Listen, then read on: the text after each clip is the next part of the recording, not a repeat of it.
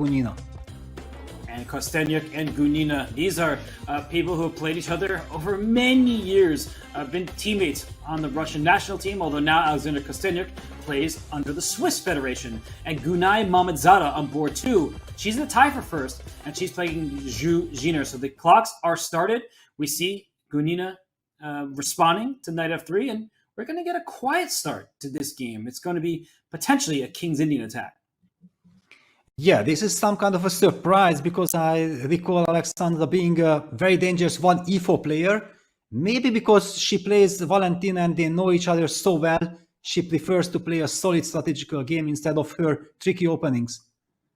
It's a solid start to this one, and we actually just saw Kosteniuk take this pawn on d5, and black takes e takes d5. So instead of keeping the structure symmetrical, and the knight has committed itself to d7, if you take with a c pawn, you want to get a knight on c6. But I like this pawn chain for black. It's aiming in the direction of the king side, so that's where black should focus her pieces.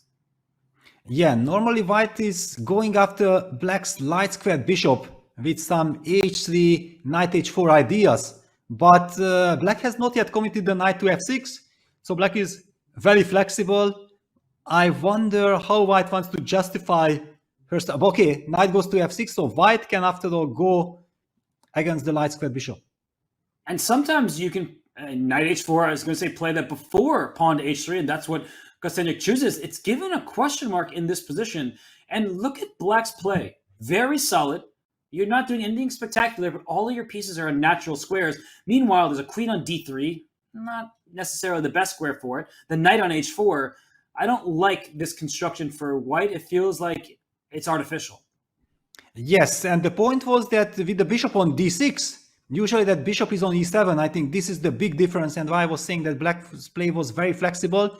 White had to play the move rook e1 in order to try to chase that bishop, because if she would have done it earlier, then after bishop h5, g4, knight takes g4 would have been possible. H takes g4. Let's not forget black's bishop was still on d6. Then after queen takes h4, g takes h5, it have resulted in queen h4 to h2 checkmate. That was the problem, and that's why the rook move, rook e1, had to be played.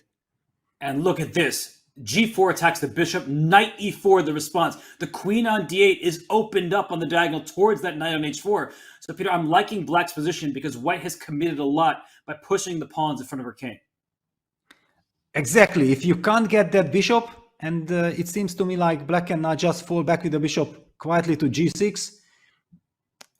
It looks very promising for black. And look at the knight retreating to d6. Perhaps not the most aggressive move, but those dark squares, as you're pointing out on the king side, if you trade on f5, the queen comes to h4, and I think that white should be in serious danger. Yes. The only good news is, if white is able to get e2, e4 in, you get some kind of a harmony, but now the knight c4 move was also hitting the bishop on d2, so Alexandra retreats the bishop all the way back to c1.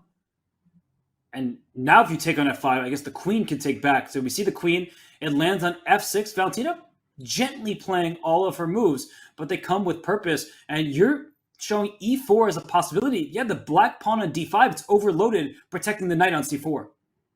Exactly, the queen on d3 is not doing perfect, makes perfect sense. You're doing an excellent job hitting the knight on c4. I feel like the worst part of this game, this opening, has passed for Alexandra.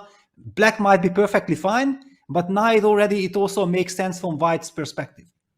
Suddenly white has a plan, a purpose, some free squares, some room for her pieces, and the queen just parks itself on h4, and that rook on e1 is under attack, and it moves up to e2. But here comes the second knight for black. I still prefer black's position because her king is safer. Yes, exactly. And knight f6 is such a lovely move, especially in a fast time control in a blitz game. Knight h5, knight h4 create problems to your opponents. That's exactly what you need. White needs to burn time. And now b3 weakening something. I'm counting. Is bishop takes c3, queen takes c3, knight d6 eventually possible using the pin? Yes, and she starts with knight d6. I like that she keeps the tension between bishop and knight. If e5 is played, both knights are under attack, but bishop takes knight on c3, queen takes, and that pin is there. So knight takes f5 is you're highlighting. Yes, this is what I have been worried about. It's not only the pawn, but also the squares. Black already has a lovely square for f5. The other knight can also join the party. Yeah, okay, takes, and then we're gonna see knight h5.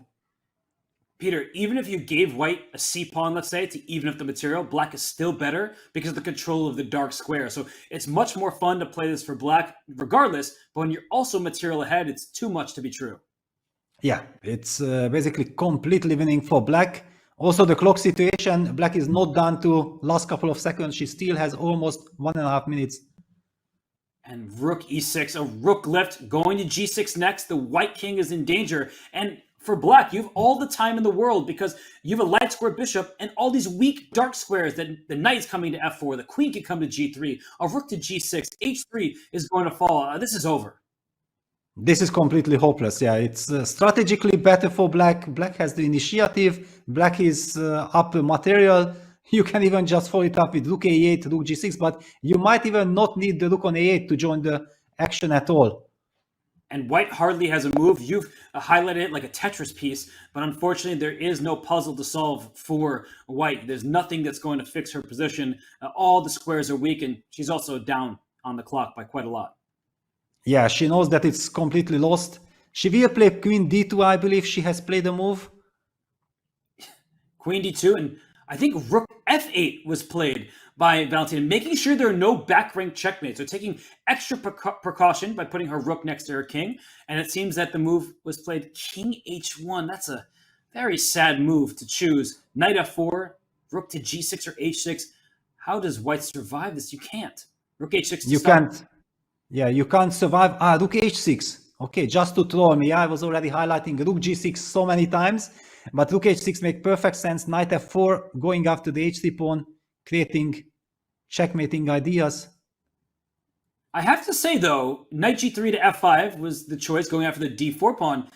I do like white's position a little bit more now than I did before. It's still losing. I'm not going to dismiss that. But at least your pieces are a bit more active, so it gives you some hope. Yeah, you did not get checkmated at once. On the other hand, look at this. Yeah, g6, knight g7, very nicely grouping. Also, black's mysterious looking rook f8 works to perfection. It was a great prophylactic, sensing that there might be action ahead on the f file. And Valentina is an extremely kind person, and she is moving her pieces quite gingerly here, but she's not being nice in this game. She is just controlling everything, up a couple pawns, and now she's been moving her queenside pawns to freeze white's in place. d4 remains a target, a weakness, something that white has to passively defend. Yeah, it's a hopeless position. Okay, 2 pawns in an endgame, plus in this structure, black's knight is just perfect. The weakness on d4, everything is in black's favor. Love that move, though, b4 by Kosteniuk. It's the only move that gives her a chance at some counterplay. And it seems that, wait, I'm looking at the camera. It seems like white is putting pressure on this b7 pawn, and the black king has jumped out into the open, going in the attack. Wow. So, okay, we are waiting for all those moves to appear. Here they come. Yeah. All right. Okay, nothing really changed. Black is just too dominant. The rook on e7 is wonderful, protecting and attacking at the same time. And it's 2 pawns to the good for black, and knight d4 just played by Gunina. She might just checkmate Kosteniuk. With the knight and the rook cutting off the white king's access, there could be a checkmate, even if she doesn't rush her pawns forward. Yeah, she can just choose whatever she wants. The knight on d4 is very powerful. Look at that bishop on b7. Okay, knight's transferred back to g4.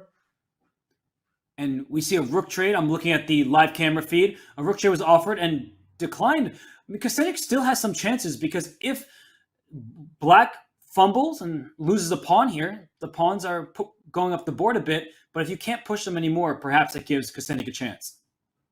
Yeah, I feel like it's kind of a miracle already that Kosteniuk is still in the game and she's able to fight, but nevertheless, it looks completely winning. Be careful, knight e3, bishop f3, checkmate. You can lose the game.